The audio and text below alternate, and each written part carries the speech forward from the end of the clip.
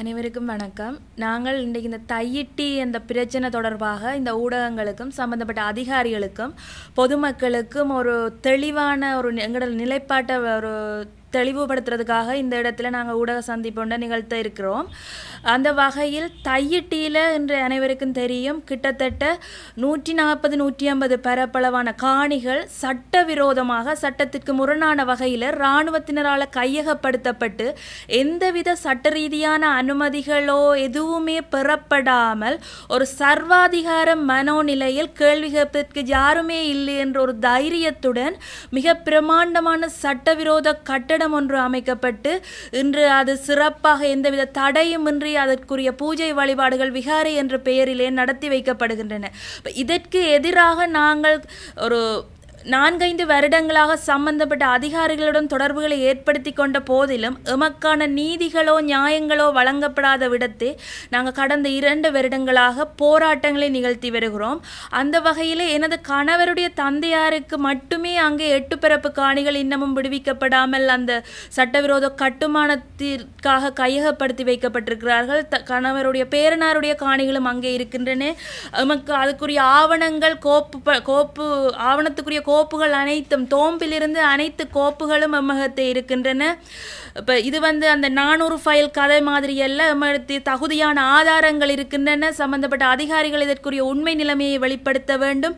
மற்றது கடந்த 31/1/2025 அன்று கச்சேரியிலே இடம்பெற்ற மாவட்ட அபிவிருத்தி ஒருங்கிணைப்பு குழு கூட்டத்திலே ஜனாதிபதி அவர்கள் பங்கு பெற்றிருந்தார்கள். அந்த இடத்திலே எமது பிரச்சனை எழுப்பப்பட்ட பொழுது அதற்கான மாற்றீட்டு காணிகள் வழங்கப்படலாம் என்ற ஒரு பொருளே ஆளுநரினாலும் டாக்டர் அர்ச்சுனா அவர்களாலும் நமது பிரச்சனை திசை திருப்பப்பட்டிருந்தது.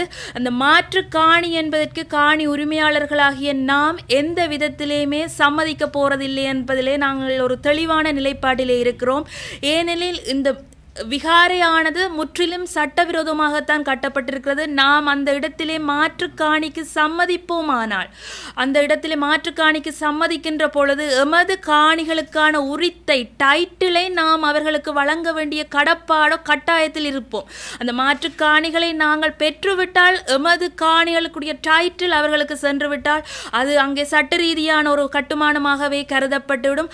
அதற்கு பின்னர் அந்த லேண்ட் அக்யூசிஷன் காணி சுவீகரிப்பு சட்டத்திற்கு கீழே செக்ஷன் 2479 அப்படி கணக்க செக்ஷன்கள் இருக்கு. அந்த செக்ஷன்களுக்கு கீழே ஒரு பௌத்த மதத்திற்கு அந்த உறுப்புரிமை சட்டம் 9 கூறப்படுகிற போது இந்த நாட்டின் முதன்மை மதமாக கருதப்படுகிற பௌத்த மதத்தை பேணி பாதுகாப்பதற்கு அரசு ஆவண செய்ய வேண்டும் என்ற அந்த உறுப்புரிமைக்கு கீழே நாம் அந்த டைட்டில் பொசிஷன் அதுகளை கொடுத்து விட்டால் எமது காணிகள் மேலும் அந்த விகாரையின் நலன் கருதி மேலதிக கட்டுமானங்களுக்காக ஏற்கனவே எம்மகத்தை இருக்கிற மிகுதி காணிகளையும் அவர்கள் சுவீகரிப்பதற்கு நாமே வழிகோல்வதாக அமைந்துவிடும். ஆகவே இதில் இவ்வாறான சட்ட ரீதியான பல சிக்கல்கள் இருக்கும் போது இது எதையுமே கவனத்திற்கொள்ளாது தெரிந்தோ தெரியாமலோ அந்த ஒரு மாற்று காணிக்காக நாங்கள் சம்மதிக்கின்றோம் என்ற தகவல்களை அந்த இடத்திலே வழங்கியிருந்தார்கள். அது முற்றிலும் நாம் எதிர்க்கிறோம். எமது காணிதான் எமக்கு வேணும். அதை விடுத்து அந்த இடத்திலே நாங்கள் போராட்டங்களை நிகழ்த்துகிற போது நாங்கள் எந்த ஒரு வன்முறையிலும் ஈடுபடாது ஒரு அஹிம்சை ரீதியிலான போராட்டத்தை அங்கே வரும் சிங்கள சகோதரர்களுக்கு அந்த இடத்தின் நிலைப்பாடு எமது நிலைப்பாடு அது சட்டவிரோத கட்டடம் என்ற கூற்றுக்களை நாங்கள் ஓங்கி உணர்த்துகின்ற போது அந்த இடத்திலே எமக்கு எதிரான வழக்குகள் போலீசாரினால் தாக்கல் செய்யப்படுகின்றன. அந்த இடத்திலே அந்த வழக்கினை ஏன் ICCPR சட்டத்தின் கீழ் கொண்டு செல்ல முடியாது என்று அங்கே சட்டமா அதிபரிடம் ஒப்பீனியன் கேட்கிறார்கள். இந்த ICCPR வழக்கு கூறுவது என்ன? இன மத நல்லிணக்கத்தை சீர்குலைக்கின்ற வகையிலே ஏதாவது ஒரு போராட்டமோ ஏதாவது ஒரு கருத்து வெளிப்பாடோ வெளிப்படுத்துகின்ற அந்த நபர்கள் கைது செய்யப்பட வேண்டும் என்பதே அந்த சட்டம். ஆனால் அந்த சட்டத்தின் நாங்கள் உண்மைத்தன்மையை ஆராய்வோம் என்றால் இந்த தையிட்டியிலே இன மத நல்லிணக்கத்தை சீர்குலைப்பது யார் என்று நாங்கள் ஆராய்ந்து பார்த்தால் அந்த இடத்தில் எம்மகத்தை உறுதி இருக்கின்றன. அப்பாவி மக்களுடைய காணிகள் பறிக்கப்பட்டிருக்கின்றன. அப்போ அந்த இடத்தில் அந்த வழக்கானது யாருக்கு எதிராக போடப்பட வேண்டும், யாருக்கு எதிராக அது தாக்கல் செய்யப்பட வேண்டும் என்று பார்த்தால் அந்த சட்டவிரோத கட்டிடத்திற்கு வரைபடங்கள் கீறி கொடுத்தவர்கள், அதுக்கு சட்டவிரோதமாக அனுமதிகளை வழங்கியவர்கள், அதற்கு நிதி பங்களிப்பை வழங்கியவர்கள், இந்த இராணுவ தளபதிகள், அந்த இடத்திலே சட்டவிரோதம் என தெரிந்தும் அந்த இடத்திலே பூஜை வழிபாடுகளை நடத்தும் விகாராதிபதி, இவர்கள் அனைவருக்கும் எதிராகத்தான் அந்த சட்டம் திரும்ப வேண்டுமே ஒழிய பாதிக்கப்பட்ட அப்பாவி மக்களுக்கு எதிராக திரும்ப வேண்டிய எந்த ஒரு கடப்பாடும் இல்லை. அப்படியான ஒரு சட்டம் எதிராக பிரயோகிக்கின்ற அந்த சட்டம் இருக்கிற நாட்டிலே தான் நாங்கள் வாழ்ந்து கொண்டிருக்கிறோம். ஆகவே சகல மக்களுடைய ஊடகங்களுடைய ஒத்துழைப்பு எங்களுக்கு தேவை. அடுத்ததாக கடந்த 26/12/2024 அன்று முதலாவது டிசிசி கூட்டத்திலே திரு கஜேந்திரகுமார் பொன்னம்பலம் அவர்களால் இந்த சட்டவிரோத விகாரை கட்டட சம்பந்தமான கேள்வி எழுப்பப்பட்டதற்கு இணங்க 26/12/2024 பௌத்த மகா சம்மேளனம் என்ற பெயரிலே ஆல் சிலோன் புத்திஸ்ட் காங்கிரஸ் என்ற பெயரிலே ஒரு கடிதம் ஒன்று மாவட்ட செயலாளருக்கு அனுப்பப்பட்டிருக்கிறது. ஆளுநருக்கும் பிரதி பண்ணப்பட்டிருக்கிறது. டிஎஸ் ஆஃபீஸுக்கும் பிரதி பண்ணப்பட்டிருக்கிறது. அந்த கடிதத்திலே கூறப்பட்டிருக்கிறது என்னவெனில், இந்த தையட்டி திஸ்ஸ விகாரி என்பது புராதனமான விகாரி எனவும் அதற்காக 14 ஏக்கர் பரப்பு காணி முன்னைய காலத்தில் இருந்ததாகவும், மேலும் இன்னும் சுவீகரிப்பு செய்யப்பட வேண்டிய காணிகள் மக்களிடத்தில் இருக்கின்றனவும், அனைத்து காணிகளையும் தமக்கு சுவீகரித்து தருமாறும், அந்த இடத்திலே தாங்கள் இன்னும் எத்தனையோ கட்டடங்களுக்கு தாங்கள் ஒரு ஆரம்ப வேலைகளை செய்ய இருப்பதாகவும் கூறியிருக்கிறார்கள். இந்த கடிதத்திற்கான பதில் எதுவுமே இதுவரையும் அந்த மாவட்ட செயலரால் அனுப்பி வைத்திருப்பதாக தெரியப்படவில்லை. நாங்கள் அந்த மக்கள் அந்த இடத்திலே 2 வருடமாக போராடி வருகிறோம். நாங்கள் எத்தனையோ கடிதங்கள் அனுப்பியிருக்கிறோம். ஆனால் இப்படியான ஒரு கடிதம் வந்த செய்தி எமக்கு தெரியப்படுத்தி இருக்க வேணும். கடைசி அந்த 31/1/2025 அந்த டிசிசி மீட்டிங்கில் இந்த பிரச்சனை காரசாரமாக விவாதிக்கப்படைக்குள்ள அந்த மாவட்ட செயலாளராலேயோ சம்பந்தப்பட்ட அதிகாரிகளால் இந்த விடயம் ஜனாதிபதியின் கவனத்திற்கு கொண்டு வந்திருக்க வேண்டும். அல்லது இதன் உண்மைத்தன்மைகளை இப்போ ஓரிரு மாதங்களுக்கு முன்னர் ஒரு சிங்கள அமைப்போ சிங்கள மக்கள் என்ற ரீதியிலேயும் ஒரு கடிதம் வந்திருந்தது. யாழ்ப்பாணத்தில் நமக்கு காணிகள் இருந்தன, அதற்கான அதுகளை நமக்கு மீள தருமாறு கோரி கடிதம் வந்திருந்த இடத்துல அந்த இடத்திலே உடனே பதிலளித்திருக்கிறார்கள். உங்களிடம் உறுதிகள் இருந்தால் அதை உறுதிகளோடு காண்பியுங்கள் என்ற ஒரு பதில் கடிதம் வழங்கி இருக்குது. அதே மாதிரி இந்த கடிதத்துக்கும் அவர்களது உறுதிகளை கோரி நீங்கள் ஒரு பதில் கடிதம் வழங்க வேண்டும். அப்படி அவர்களிடம் எங்களிடத்தே உறுதி இருக்கிறது, எங்களது உறுதியின் உண்மைத்தன்மையை நீங்கள் கச்சேரியிலே பெற்றுக்கொள்ளலாம். தோம்பில் இருந்து கிட்டத்தட்ட 100 ஆண்டுகளுக்கு மேற்பட்ட வரலாற்றை கொண்டது நமது காணிகள். அப்படியே பூர்வீகமாக நாங்கள் வாழ்ந்த இடங்கள். அப்போ அவர்களிடத்தை அவர்கள் கூறுகிறார்கள் தங்களது தேவநம்பிய தீசன் காலத்தில் இருந்தே இந்த விகாரை இருந்திருக்கிறது என்று. அப்படியானால் அவர்கள் தேவநம்பிய தீசன் அவர்களுக்கு வழங்கிய உறுதிகளை காட்டட்டும், பார்க்கலாம், அவர்களது சான்றுகளை காட்டட்டும். இப்போ மாவட்ட செயலாளரும் ஆளுநரும் இதற்கான விசாரணைகளை தீவிரப்படுத்த வேண்டும். அவர்களிடம் உறுதி இருக்கின்றால் அதன் சர்வே பிளான் இருக்கின்றால் அதன் உண்மைத்தன்மையை ஆராய வேண்டும். அப்படி அவர்களிடம் தவறு இருக்கிற இடத்தை அவர்களுக்கு சரியான தண்டனை, இப்படியான போலி ஒரு முடிவை நெருங்கி கொண்டிருக்கிற கட்டத்தில் இந்த போலியான செய்திகளை பரப்பி மக்களை திசை திருப்புவர்களுக்கு தகுந்த கண்டனங்கள் வழங்கப்பட வேண்டும். அவ்வாறே அது தேவநம்பிய தீசன் காலத்து விகாரையனில் தொல்பொருள்களை காட்டுங்கள். எங்களுக்கு அது அழிவடைந்திருந்தாலோ அதன் சிதைவுகள் இருந்தாலோ அதுகளை காட்டுங்கள். தொல்பொருள் சட்டத்தில் கூட அது அழிவடைந்திருந்தால் அந்த அழிவுகள் சிதைவுகள் தான் பாதுகாக்கப்பட வேண்டுமே ஒழிய அந்த இடத்தில் நீங்கள் ஒரு புது விகாரையை ஒரு கட்டுமானத்தை தொல்பொருள் சின்னமாக கருதி கட்டிவிட்டு அதை பாதுகாப்பதற்கு இத்தனை ஆயிரம் படையினர் இவ்வளவு அரசு அதிகாரிகளின் துணையுடன் அப்படி அதை பாதுகாப்பதற்கு எந்த இடத்திலேயுமே சட்டம் இல்லை. அது அவ்வேளை நாங்கள் இந்த இடத்திலே நாங்கள் கேட்டுக்கொள்ள இருக்கிறது, இந்த ஊடகங்கள் எங்களுக்கு பெரும் பங்காற்றி இருக்கிறார்கள். எங்களுடைய போராட்டத்தை வெளியுலகுக்கு கொண்ட ஒரு நன்றியுணர்வோடு நாங்கள் இந்த ஊடகங்களை பார்க்கிறோம். மேலும் வருகின்ற 12ஆம் தேதி பூரணி தினத்தை முன்னிட்டு நாங்கள் எங்களது வளமையான தொடர்ச்சியான போராட்டத்தை அந்த இடத்திலே முன்னெடுக்க இருக்கின்றோம். முதல் நாள் பின்னேறம் 11ஆம் தேதி மாலை 4 மணியிலிருந்து 12ஆம் தேதி மாலை 6 மணி வரை நமது போராட்டத்தை நாங்கள் முன்னெடுக்க இருக்கிறோம். அப்படி அந்த போராட்டத்திற்கு சகல அமைப்புகள், இந்த காணி விடுவிப்புக்கான அமைப்பு ஒன்று இருக்கிறது பால் என்று சொல்லி அந்த அமைப்பினர், மற்றது வலிவடக்கில் மீள்குடியேற்ற சங்கத்தினர், மீனவ சங்கத்தினர் மற்றும் இந்த பேருந்து சங்கத்தினர், முச்சக்கர வண்டி சாரதிகள், ஓட்டுநர் சம்மேளத்தினர், சகலரும், பெண்கள் அமைப்பினர், சன சமூக நிலையம், வலிவடக்கில் உள்ள சன சமூக நிலையங்கள் சகலரும் எங்களுக்கான ஆதரவுகளை வழங்கி அந்த இடத்திலே மக்கள் போராட்டமானது மிகச் சிறந்த முறையில் முன்னெடுக்கப்பட்டு எமது உறுதி நிலைமை நிலைநாட்டப்பட வேண்டும். அதற்காக சகலரும் எங்களுக்கு ஒத்துழைப்பை வழங்கி தொடர்ந்து உங்களால் நிற்க இயலாவிட்டாலும் ஒரு 12ஆம் தேதி மதியம் 2 மணியிலிருந்து 6 மணி வரையும் உங்களது பூரண ஒத்துழைப்புகளை எங்களுக்கு வழங்க வேண்டும். தெரிந்தோ தெரியாமலோ அரசு அதிகாரிகள் நிறைய தவறுகள் இழைத்து விட்டார்கள். இந்த கட்டடம் சம்பந்தம் அவர்கள் தங்களது தவறை உணர்ந்து இனிமேலாவது தங்களது தவறை நிவர்த்தி செய்து சம்பந்தப்பட்ட ஆவணங்கள் சம்பந்தப்பட்ட அதிகாரிகளுக்கு சமர்ப்பிக்கப்பட வேண்டும். ஜனாதிபதியிடத்தை இந்த பிரச்சனைகள் கொண்டு செல்ல வேண்டும். உறுதியான ஆவணங்கள் சமர்ப்பிக்க வேண்டும் என்று கேட்டுக்கொள்கிறோம்.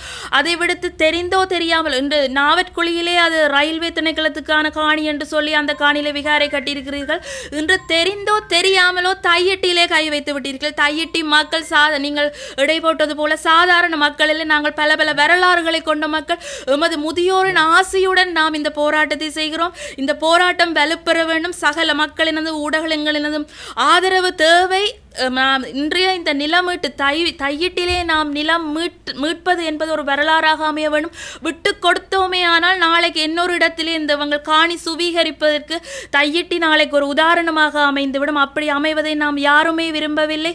தையிட்டி தமிழர் பூமி என்பதை நாம் மீண்டும் நிலைநாட்ட வேண்டும். இந்த போராட்டங்கள் மூலம் நாங்கள் எமது வெற்றியினை பதிவு செய்து ஒரு வரலாறாக அமைய வேண்டும் என்பதை கேட்டுக்கொள்கிறேன். நன்றி, வணக்கம். தையிட்டியில் வந்து நாங்கள் ஒரு ஆரம்பத்தில் இது ஒரு பெரிய ஒரு பூதாகரமான பிரச்சனையாக மாறப்போன்னு நாங்கள் எதிர்பார்க்கவே இல்லை. எங்களோட காணிக்குள்ள நாங்கள் நிற்கும்போது அந்த காணியில் வந்து ஒரு சின்ன ஒரு கட்டிடமாக அமைக்கப்பட்ட கட்டிடம் இன்று பெரிய ஒரு பிரச்சனையாக மாறி இருக்கிறது. நாங்கள் இது தொடர்பாக இந்த எலெக்ஷனுக்கு முதல் எல்லா கட்சிகளுடையும் இது சம்பந்தமாக காய்ச்சிருக்கிறோம். குறிப்பாக முன்னரே எதிர்பார்க்கப்பட்ட மாதிரி என்பிபி தான் இந்த முறை ஆட்சி அமைக்கப் போகிறது என்ன எதிர்வு கூறப்பட்ட காரணத்தினால நாங்கள் யாழ்ப்பாணத்தில் போட்டியிடுற என்பிபி கட்சியின் வேட்பாளர்களுடன் தனித்தனியே சந்தித்து கலந்துரையாடினோம். இப்படியான பிரச்சனை இருக்குது, ஒரு வாங்க பாருங்கன்னு சொல்லி ஒவ்வொருவரும் சொன்னது, நாங்கள் எலெக்ஷனில் வெல்றோம், வெண்டா பிறகு வந்து உங்களுக்கான நீதி நாங்கள் பெற்று தருவோம், பழைய ஆக்கள் மாதிரி நாங்கள் செயற்பட மாட்டோம், உங்களோட நிற்போம், நாங்கள் நிற்கிறது யாழ் மாவட்ட பிரதிநிதியாக, நாங்கள் என்பிபியின் பிரதிநிதி அல்ல என்று கூறிய அந்த 3 பேர் என்று எம்பியாக இருக்கிறார்கள். அந்த 3 எங்களுக்கு நான் தனிப்பட அந்த 3 பேருடையும் தனிப்படவே கதைத்திருக்கிறேன். 2 தடவை கதைத்திருக்கிறேன். எனவே அவர்கள் இந்த போராட்டத்துக்கு எங்களுக்கு சார்பாக வந்து எங்களுடன் அங்கே நிற்க வேண்டும். ஏனென்றால் அவர்கள் வந்து என்பிபியின் எம்பிக்கள் என்பதற்கு அப்பால் அவர்கள் வந்து யாழ் மாவட்டத்தில் எங்களால் தெரிவு செய்யப்பட்ட பிரதிநிதிகள். அவர்கள் எங்களுடன் நிற்க வேண்டும். இல்லை என்றால் அவர்கள் விலக வேண்டும். எங்களோட பிரச்சனையை நாங்கள் அந்த இடத்துல சரியாக முன்வைக்க தவறுற பட்சத்தில் அவர்கள் வெளிப்படையாக இது ஒரு பெரிய ஒரு எழுச்சியாக அமையும். என்பிபியிலிருந்து தேர்தலில் வென்று வந்தவர்கள் யாழ் மாவட்ட பிரச்சனையை நாங்கள் எங்களால் கொண்டு செல்ல முடியாமல் இருக்கிறது. எனவே நாங்கள் இதிலிருந்து விலத்துகிறோம் என சொல்லணும். இல்லை என்றால் நேரடியாக அவர்கள் அந்த போராட்டத்தில் எங்களோட தோளோடு தோளாக நின்று போராட வேண்டும். அதே போன்று தமிழ் கூட்டமைப்பாக இருந்து இப்பொழுது தமிழரசு கட்சி திக்காக ஒரு கட்சியாக பிரிந்திருக்கிறார்கள். அனைத்து கட்சியை சேர்ந்தவர்களும் இந்த போராட்டத்தில் எங்களோட ஒரு ஆக்களை எங்களுக்கு பின்னால் இல்லை எங்களுக்கு முன்னால் நின்று போராடக்கூடிய ஆக்களாக இருக்க வேணும். இதில் பெரும் பங்கு தமிழரசு கட்சிக்கு இருக்குது. என்னென்னா அந்த குறிப்பிட்ட விகாரை அமைக்கப்பட்ட போது அந்த பிரதேச சபையில் அல்ல உள்ளூராட்சி சபையில் பொறுப்பாக இருந்தவர் வந்து தமிழரசு கட்சியைச் சேர்ந்த ஒருவர் தான் பொறுப்பாக இருந்தார். எனவே இந்த கட்டடம் அமைக்கப்படும் போது சட்டவிரோத கட்டிடம் என நாங்கள் எத்தனையோ தடவைகள் அவர்களுக்கு சொன்ன போதும் நாங்கள் இதுக்கு வழக்கு போடுறோம்னு சொல்லி ஏற்கனவே எங்களுக்கு சொல்லப்பட்டது. நாங்களும் நினைத்தோம் இது பிரதேச சபை ஒரு மதில கூட சட்ட அனுமதி இல்லாமல் கட்டினால் உடைத்தருகிற பிரதேச சபை நிச்சயமாக இந்த கட்டிடத்தை கட்ட விடாது வழக்கு போடுவினோம் என்று எதிர்பார்த்திருந்தோம். ஆனால் எங்களுக்கு பின்னர்தான் தெரியும் இல்லை அவ்வாறு இந்த ஒரு வழக்கம் போடப்படவில்லை என அறிகிறோம். இல்லை வழக்கு போடப்பட்டது அல்ல வழக்குக்கான முன்னகர்வு செய்யப்பட்டிருந்தால் அதற்கான ஆதாரங்களை எங்களிடம் முன்வைக்க வேண்டும். ஏனென்றால் தமிழரசு கட்சிக்கு இதுக்கு பெரும் பங்கு இருக்குது. ஏனென்றால் அந்த நேரம் குறிப்பிட்ட பிரதேசத்துக்குரிய உள்ளூராட்சி சபையை தங்களோட கட்டுப்பாட்டுக்கு வச்சிருந்தது தமிழரசு கட்சி தான். அடுத்ததாக தமிழ் காங்கிரஸ் என்று எனக்கு உண்மையில் தமிழ் காங்கிரஸ் இப்போ வேறு பேரில் இறங்கினாலும் நாங்கள் தமிழ் காங்கிரஸ் என்றே சொல்லிக்கொள்வோம். கஜேந்திரகுமார் பொன்னம்பலம் தலைமையிலான கட்சியினர் அவர்கள் ஓரளவு எங்களுக்காக கதைக்கிற நிலைமை ஒன்று இருக்குது. இப்போ கடைசியாக நடந்த டிசிசி மீட்டிங்லையும் கஜேந்திரகுமார் பொன்னம்பலம் அவர்கள் தான் கௌரவ பாராளுமன்ற உறுப்பினர் அவர்கள் தான் இது சம்பந்தமாக வெளியில் கொண்டாந்திருந்தார். ஆனால் அவர் வெளியில் கொண்டு வந்தாலும் அதுக்கு உதவியாக யாருமே அவருக்கு எங்களுக்கு சப்போர்ட் பண்ண காணல.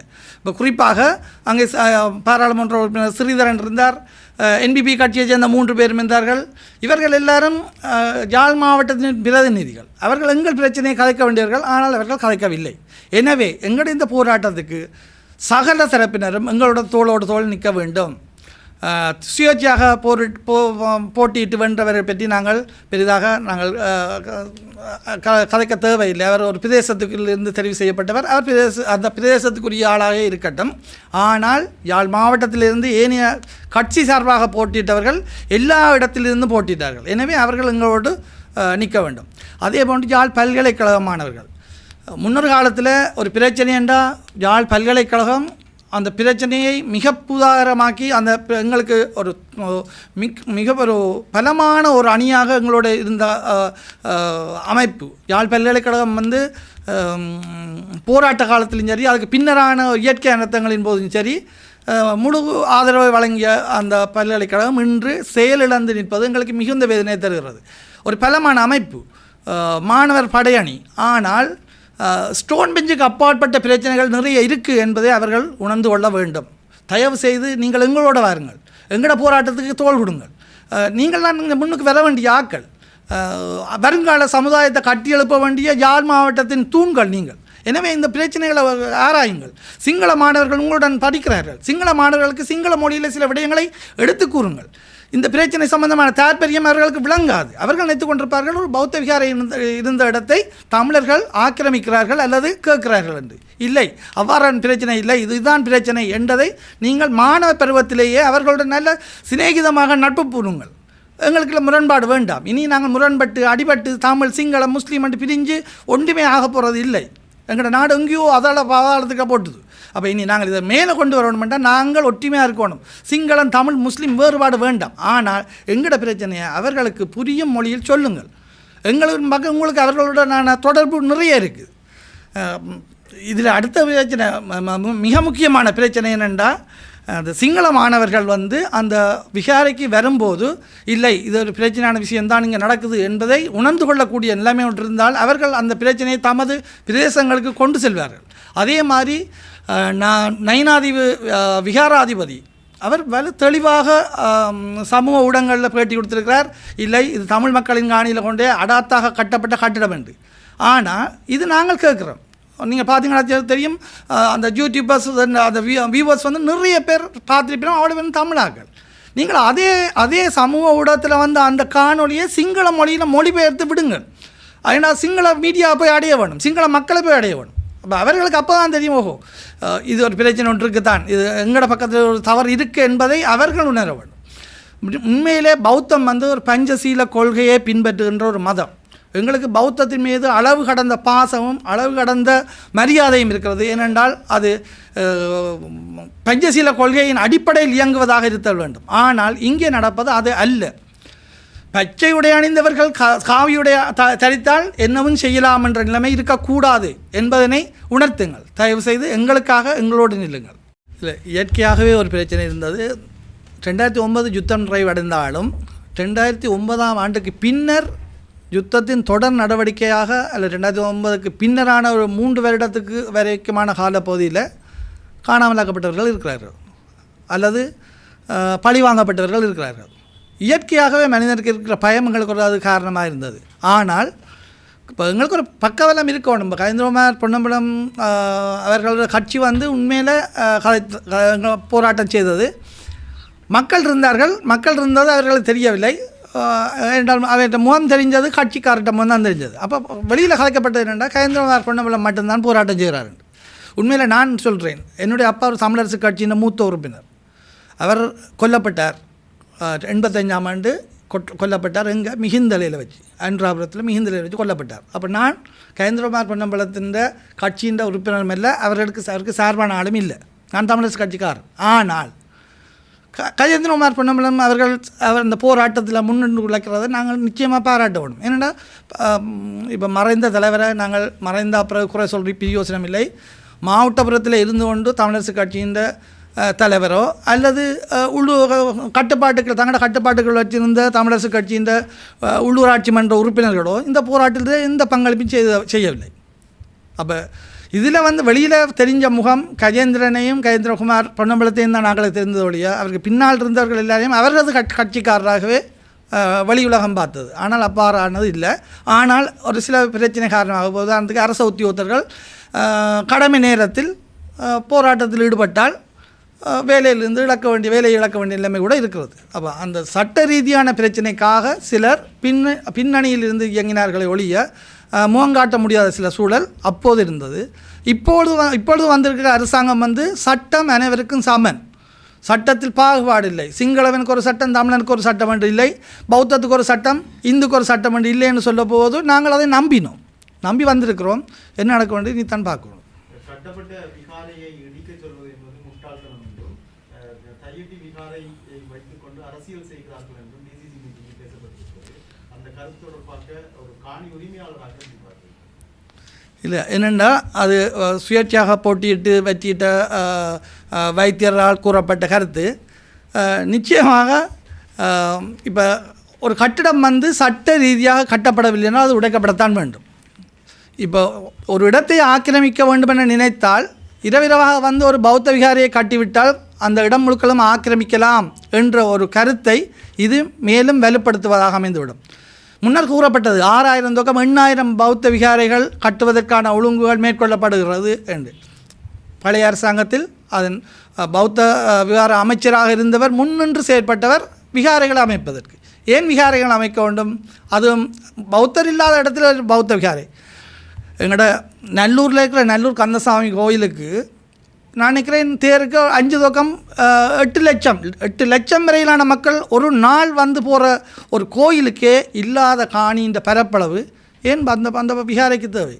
ஆக்கள் இல்லை, பௌத்தர் இல்லை, பஸ்ஸில் வந்து இறங்குவர்கள் மட்டும். ஆனால் 14 ஏக்கர் இருக்கிறார்கள்.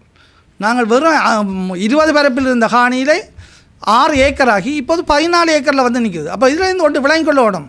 ஒரு ஒரு ஒரு புற்றுநோய்க்கான கட்டி அங்கே உதயமாகிறது என்பதனை விளங்கிக் கொள்ள வேண்டும். சில விடயங்கள் வந்து தனிப்பட தாக்குவதற்கு எனக்கு விருப்பமில்லை. தனது தனிப்பட்ட பிரச்சனைக்காக தனது மனைவியை இன்னொருடன் நினைத்து கூட தயாராக இருக்கும் ஒருவரால் வைக்கப்படும் கருத்துக்களுக்கு நாங்கள் முன்னுரிமை அளிக்க வேண்டிய தேவையில்லை என நான் கருதுகிறேன். அரசாங்கம் வந்து இந்த விகாரை இடிக்க முடியாது என்ற ஒரு நிலைப்பாடு எடுக்குமா இருந்தால் உங்களோட நிலைப்பாடு என்ன? பௌத்த மகாசங்கம் வந்து சொல்லியிருக்குது தையட்டியை சூழ இருக்கிற எல்லா அரசாங்கம் வந்து விகாரை அடிக்க முடியாது, நீங்கள் மாட்டுக்கணியை தான் எடுக்க வேணும்னு சொல்லி ஒரு நிலைப்பாட்டில் உறுதியாக இருந்தால் உங்களோட நிலைப்பாடு இல்லை. அது நிச்சயமாக ஏற்றுக்கொள்ள முடியாது. என்னென்னா இப்போ இது வந்து பலர் 17 பேர்ட்ட காணி உள்ளடங்கிதான் இருக்கிறது. இப்போ அந்த முடிக்குரிய இடம் என்று சொல்லப்படுற அந்த பௌத்த விகாரை கட்டப்பட்டிருக்கிற அந்த கட்டிடம் வந்து ஒரு 3 பரப்பு காணிக்குள் அந்த கட்டிடம் அமைக்கப்பட்டிருக்கிறா வைப்போம். அந்த காணிக்குரியவர் யார் என்பது அடையாளம் காணப்பட வேண்டும். ஏன்னா அந்த முடிவு எடுக்க வேண்டியது அந்த காணி அந்த ஸ்பாட்டில் யார் அந்த இடத்துக்குரியவரோ அவர் முடிவெடுக்கணும். நான் இன்னொரு ஆண்ட காணிக்குரிய முடிவை எடுக்க முடியாது. எனவே நான் என்னுடைய காணி அவருக்கு வராது என்பது எனது அன்னளவான ஒரு அந்த காணின்ற மெப்பை வச்சுக்கொண்டு நான் சொல்லுவேன். அந்த காணி வராது. அதனுடைய இன்னொரு ஆண்ட காணியை அது உடைக்கக்கூடாது சரியில்லை தானே என்று சொல்லுவது நியாயமற்றது.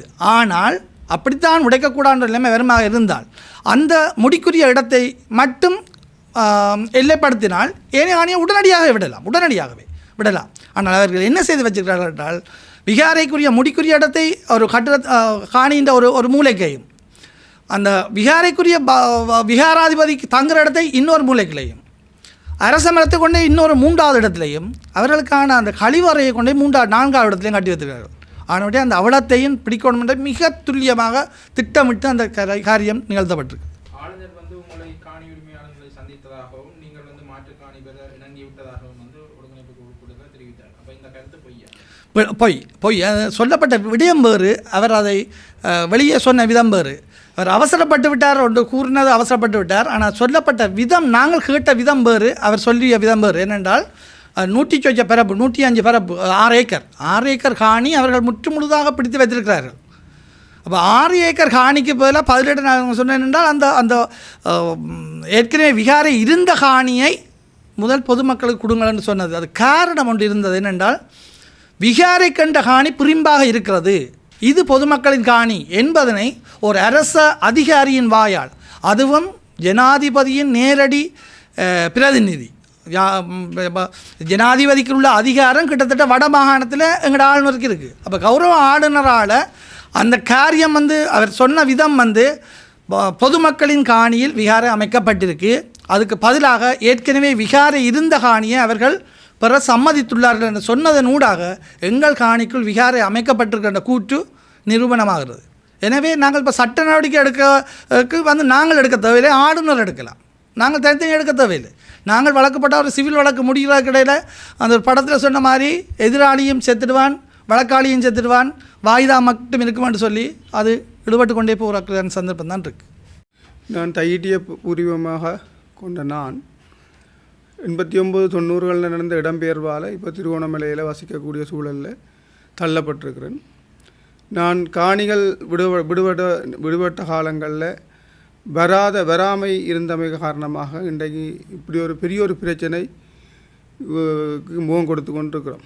எங்களோட காணிகளை சுவீகரித்து மீண்டும் இந்த விகாரையை கட்டி அது சம்பந்தமான உண்மைகள் மறைக்கப்பட்டு வருகின்றது. உண்மைகளை அறிய வேணும் என்றால் அதில் பிறந்து வளர்ந்து அதில் அங்கே படித்து அங்கே உருவாகின எங்களை போன்ற இப்போ கதைச்சாக்களை போன்ற சமூகத்தோட தொடர்பு கொள்ளணும். இது வந்து ஒரு பக்க தீர்வாக அமையக்கூடாது, திணிக்கப்படக்கூடாது. ஒரு பிரச்சனை என்று சொன்னால் அந்த பிரச்சனையை வந்து ரெண்டு சாராரும் கதைச்சி பேசி தீர்க்கணும். அப்போ அதிகாரி சம்பந்தப்பட்ட காணி உரிமையாளர்கள் இவை வந்து கதைச்சி பேசி தீர்க்கணும். இடையில் உள்ள ஆக்கள்ன்ற கதையை கேட்டு நாங்கள் வந்து அதாவது எங்களை வந்து அதாவது பதட்ட பண்ணி கொள்ளக்கூடாது. காலையில் நடந்த விடயம் நான் என்னுடைய தைட்டி காணி விடுபட்டு அதை இழந்தபடியால் மறுகாணி விடுபட்டிருக்கு, அதுவும் பறிபோகக்கூடாது என்று ஒவ்வொரு வெள்ளிக்கிழமையும் நான் இரவு 1 மணி பஸ் எடுத்து இங்கே வந்து இந்த காணியை இப்போ துப்புரவாக்கி ஒவ்வொரு வேலியாக அடைச்சி கொண்டிருக்கிறேன். காலையில் வரைக்கும் நான் பார்த்தால் அதாவது நான் இறங்கி வரும்பொழுது ஃபுல்லாக போலீஸும் சிஐடியும் இந்த விகாரையை சுற்றி எங்களோட காணிகளை சுற்றி நடமாடி திரியணும். அப்போ எனக்கு இந்த சம்பவம் என்னென்று தெரியாது. ஆரோ பரப்பிய தவறான செய்தி, அதாவது விகாரையை உடைப்பம் வாங்கோண்டு அறைகூவல் விட்டதுக்கு அமைய ஆரோ எங்களால் சம்மந்தப்பட்ட ஆக்களும் இல்லை. இப்போ அதாவது 3ஆம் ஆள் விட்ட இதுக்காண்டி எங்களோட அதாவது சக வாழ்க்கையையும் அதாவது என்ன செய்தினும் குழப்பி அடித்து விடியப்புறம் எங்களையே பதட்டப்படுத்தி எங்களுக்கு இடையூறாக அதாவது மேலும் படையணிகளை அதாவது சீருடை போடாத படையணிகளை உள்ளிறக்கி எங்களோட நாளாந்த செயற்பாடுகளை அதாவது 32 வருடத்துக்கு பிறகு நாங்கள் மீண்டும் எங்களோட சொந்த இடத்துல நிம்மதியாக வாழலாம் என்று வந்தாலும் இன்று வரை அந்த பிரச்சனை தொடர்ந்து கொண்டே தான் இருக்குது. தயவு செய்து நீங்கள் அதிகாரிகளாக இருங்கோ, ரைட், அதாவது என்னதான் இருந்தாலும் அதாவது சம்பந்தப்பட்டவர்களோட கதைச்சு சரியான உரிய அதாவது உண்மையை அறிந்து ரைட் அதுக்கான பரிகாரத்தை தேட பாருங்க. இதை அரசியல் மயப்படுத்த வேண்டாம். ஆனால் என்ன பிரச்சனைன்னு சொன்னால் இந்த புதிய அரசாங்கம் அதாவது எதிர்கட்சி இல்லை, ரைட், அதாவது கேட்குறதுக்கு ஆள் இல்லை, ரைட், ஒன்றும் தேவையில்லை, நாங்கள் எல்லாம் சும்மா வாழுவோம், சரியான ஓர் இனம் ஓர் மதம் என்று வாழுவோம் என்று சொன்னால் பிரயணத்துக்காண்டி மதத்துக்காண்டி அதாவது என்ன ஒரு கோயிலுக்கு போகிற பாதையை மறைச்சு ரைட் இந்த அதாவது மறைச்சு அந்த பாதையை உங்களோட மதத்துக்குரிய கோயிலுக்கு திருப்புறது என்றால் அது எங்கே போய் அந்த அந்த நீங்கள் சொல்கிறதுக்கும் செயலுக்கும் என்ன சம்மந்தம் இருக்குது? அதாவது பூர்வீகமாக நாங்கள் எங்களோட பரம்பரை கோயில் எங்களோட கோயிலுக்கு போகிறதுக்கே நாங்கள் என்ன செய்யணும், உங்களுக்கு பயத்தில் சரிதானே சுற்றி வந்து அதாவது நீங்கள் இல்லாத நேரத்தில் கும்பிட வேண்டிய கட்டாயத்துக்கு நாங்கள் தள்ளப்பட்டிருக்கிறோம். ஆனால் இன்றைக்கு பார்த்தால் உங்களோட அதாவது எங்களை மக்களை நம்பி ஓடுற பஸ் கூடி ரைட் அந்த விகாரைக்கெல்லாம் நிற்கிது ரைட். அப்போ அதாவது ஒரு இராணுவம் ஒரு நாட்டு இராணுவம் ஒரு நாட்டு அதாவது காவல்துறை என்று சொன்னால் அந்த நாட்டு மக்களை பாதுகாக்கணும். அந்த நாட்டு மக்களுக்குரிய ஒரு குறிப்பிட்ட சமூகத்தை பாதுகாக்கிறதுக்காண்டி இராணுவம் அமைக்கவும் இல்லை, ரைட், அதாவது காவல்படை அமைக்கவும் இல்லை. அதாவது அந்த மக்களுக்கு பொதுவான ஒரு விடயத்தை செய்யணும். இப்போ நான் அந்த பாதையால் போகல, அந்த பஸ்ஸு அந்த பாதையால் போகுது, இதுதான் பிரச்சனை. நான் அந்த பிறந்து வளர்ந்து எந்த கோயிலை நான் விடிய கும்பிட்டு போயிடாது, எந்த காணிக்கு விடிய வரையெல்லாம் இருக்குது. இப்போ இதுக்கு என்ன பரிகாரம் தர போகிறீங்க? தயவு செய்து இந்த அரசியல் நாடக மேடையை விட்டு போட்டு எங்களுக்கு ஒரு ஆக்கப்பூர்வமான தீர்வை தருவணும். இன்றைய சூழல் கூடி அதாவது ஆர்டிஓ கதையை கேட்டு தான் எங்களை நீங்கள் பதட்டப்படுத்தினீங்க. இப்போ இதுகளை நாங்கள் நெடுகளும் சொல்ல இயலாது. இந்த ஊடகங்களுக்கு ஊடாக உங்களுக்கு நாங்கள் அறியத்தாரம் எங்களுக்கு, அதாவது எங்களோட சேர்ந்து இந்த உண்மை மறைக்கப்படுகின்றது. ரைட், நான் 68ஆம் ஆண்டு பிறந்த நான், 68ஆம் ஆண்டு பிறந்த நான் அறியக்கூடிய வயது 5 வயதில் இருந்து, அதாவது அப்படி ஒரு நிகழ்வு, அப்படி ஒரு இடம் அதில் இருக்கே இல்லை. ஆனால் அதுக்குரிய சிறிய இடம் இப்போவும் இருக்குது. அந்த இடம்தான் அதுக்கு அந்த விகாரைக்குரிய இடம். இது நான் படித்து இங்கே தான் நடேஸ்வரா கல்லூரியில் படித்து, யாழ் பல்கலைக்கழகத்தில் படித்து நான் இன்றைக்கு ஒரு டீச்சராக இருக்கிறேன்.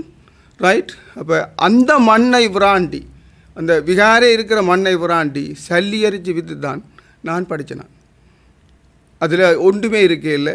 சரி, அப்போ என்ன போன்ற இந்த வயதில் உள்ளவர்களை விசாரித்து இது உண்மையாக பொய்யாண்டதை நீங்கள் அறிந்து கொள்ளுங்கோ. இடையில் இருக்கிறது ஆக்களை கேட்டு சும்மா யாரையும் நீங்களும் பதட்டப்பட்டு நாங்களும் பதட்டப்பட வேண்டிய அவசியம் இல்லை. இது ஒரு நல்ல ஒரு தீர்வை கண்டு தரும்படி, அதாவது எல்லா ஊடக சமூகத்தையும் கேட்டுக்கொள்கிறேன். இதை இந்த ஊடகத்துக்கூடாக, அதாவது சம்பந்தப்பட்டவர்களுக்கு தெரியப்படுத்தவும், எங்களுக்கு தெரியப்படுத்துறதுக்கு என்ன பிரச்சனைன்னு சொன்னால், அதாவது சிங்களம் பிரச்சனை. சிங்கள மொழியில் நாங்கள் கதைக்க வலிக்கிட்டால் உண்மையை நாங்கள் கதைக்கலாம். உண்மையை கதைச்சால் சிங்கள மக்களும் இது ஏற்றுக்கொள்வார்கள். ரைட், மொழி பிரச்சனை ஒன்று இருக்குது. அப்படி கதைக்கிறேன்னு சொன்னால் அதாவது ஒரு மொழிபெயர்ப்பாளரை வச்சு நேரடியாக நேருக்கு நேர் கதைச்சு இந்த பிரச்சனையை தீர்க்கிறான் ஆக்கப்பூர்வமான வழி. இந்த பிரச்சனையை இழுத்து கொண்டு போய், அதாவது நாட்டை அதில் பாதாளத்துக்களை விடாதீங்கோ. நாங்களும் இந்த நாட்டிலான் வாழ போகிறோம், நீங்களும் இந்த நாட்டிலான் வாழ போகிறீங்க. அது சொல்லிக்கொண்டு இந்த உள்ளக்கிடக்கையை நிறுத்திக் கொள்கின்றேன்.